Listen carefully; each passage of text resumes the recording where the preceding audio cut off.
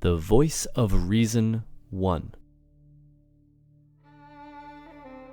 She came to him toward morning. She entered very carefully, moving silently, floating through the chamber like a phantom. The only sound was that of her mantle brushing her naked skin. Yet this faint sound was enough to wake the Witcher, or maybe it only tore him from the half-slumber in which he rocked monotonously, as though traveling through fathomless depths, suspended between the seabed and its calm surface amid gently undulating strands of seaweed. He did not move, did not stir. The girl flitted closer, threw off her mantle, and slowly, hesitantly, rested her knee on the edge of the large bed. He observed her through lowered lashes, still not betraying his wakefulness. The girl carefully climbed onto the bedclothes and onto him, wrapping her thighs around him. Leaning forward on straining arms, she brushed his face with hair which smelled of chamomile. Determined, and as if impatient, she leaned over and touched his eyelids, cheeks, lips with the tips of her breasts. He smiled very slowly, delicately, grasping her by the shoulders, and she straightened, escaping his fingers. She was radiant, luminous in the misty brilliance of dawn. He moved, but with pressure from both hands, she forbade him to change position, and with a light but decisive movement of her hips, demanded a response. He responded. She no longer backed away from his hands. She threw her head back, shook her hair. Her skin was cool and surprisingly smooth. Her eyes, glimpsed when her face came close to his, were huge and dark as the eyes of a water nymph. Rocked, he sank into a sea of chamomile as it grew agitated and seethed.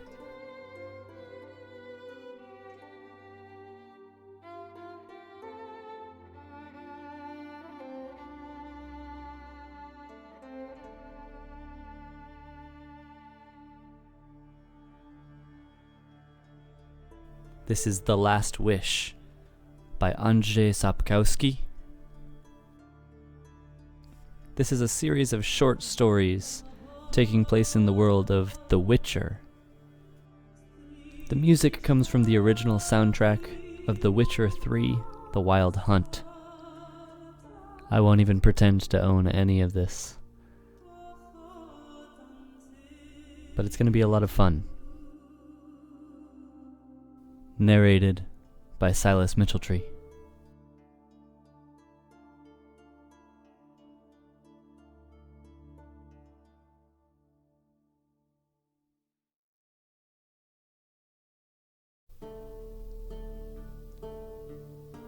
The Witcher 1. Later, it was said the man came from the north, from Roper's Gate.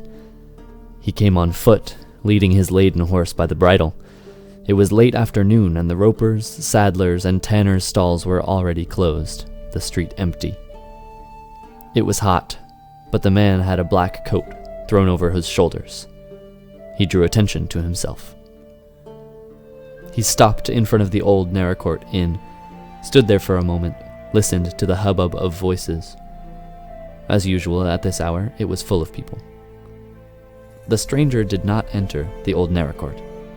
He pulled his horse further down the street to another tavern, a smaller one, called the Fox. Not enjoying the best of reputations, it was almost empty. The innkeeper raised his head above a barrel of pickled cucumbers and measured the man with his gaze. The outsider, still in his coat, stood stiffly in front of the counter, motionless and silent. "What'll it be?" "Beer." His voice was unpleasant.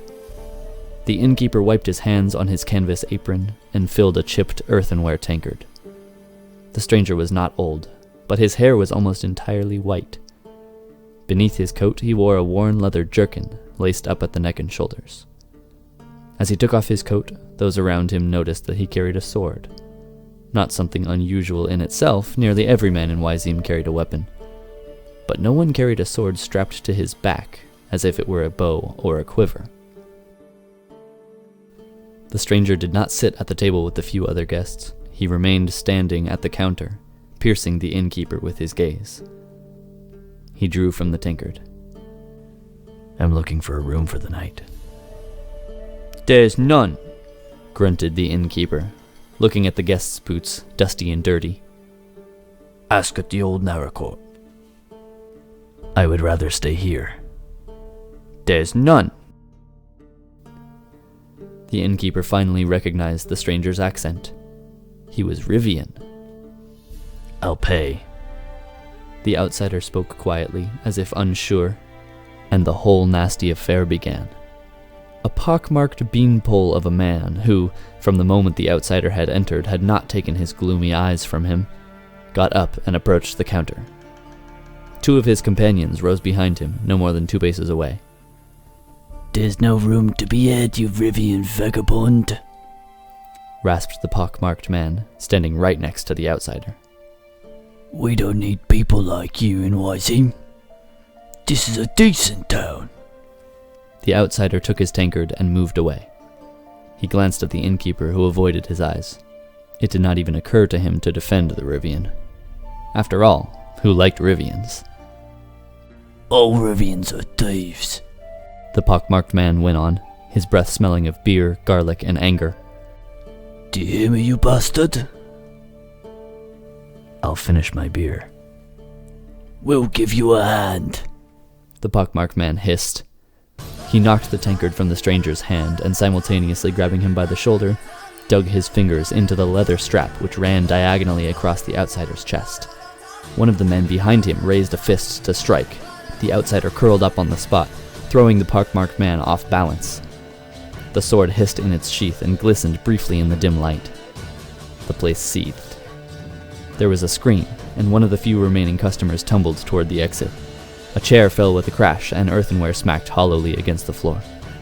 The innkeeper, his lips trembling, looked at the horribly slashed face of the pockmarked man, who, clinging with his fingers to the edge of the counter, was slowly sinking from sight.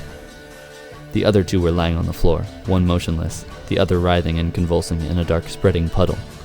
A woman's hysterical scream vibrated in the air, piercing the ears as the innkeeper shuddered, caught his breath, and vomited. The stranger retreated toward the wall, tense and alert. He held the sword in both hands, sweeping the blade through the air. No one moved. Terror, like cold mud, was clear on their faces, paralyzing limbs and blocking throats. 3 guards rushed into the tavern with thuds and clangs. They must have been close by. They had truncheons wound with leather straps at the ready, but at the sight of the corpses, drew their swords. The Rivian pressed his back against the wall and, with his left hand, pulled a dagger from his boot. Throw that down! One of the guards yelled with a trembling voice. Throw that down, you dog! You're coming with us. The second guard kicked aside the table between himself and the Rivian. Don't get the man, Tresca, he shouted to the third guard, who had stayed closer to the door. No need, said the stranger, lowering his sword. I'll come by myself. You're going, you son of a bitch, on the end of a rope! Yelled the trembling guard. Put that sword down, or I'll smash your head in! The Rivian straightened. He quickly pinned his blade under his left arm, and with his right hand raised toward the guards, swiftly drew a complicated sign in the air. The clout nails which studded his tunic from his wrists and elbows flashed.